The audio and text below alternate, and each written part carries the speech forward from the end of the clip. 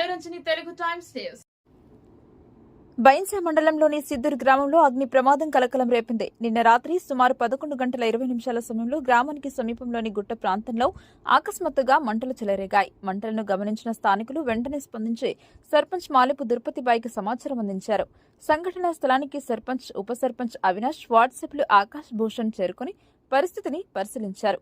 అనంతరం అగ్నిమాపక సిబ్బందికి సమాచారం ఇవ్వడంతో వారు తక్షణమే అక్కడికి చేరుకుని మంటలను అదుపులోకి తీసుకున్నారు. అగ్నిమాపక సిబ్బంది సమర్థవంతమైన చర్యలతో మంటలను పూర్తిగా ఆర్పివేశారు.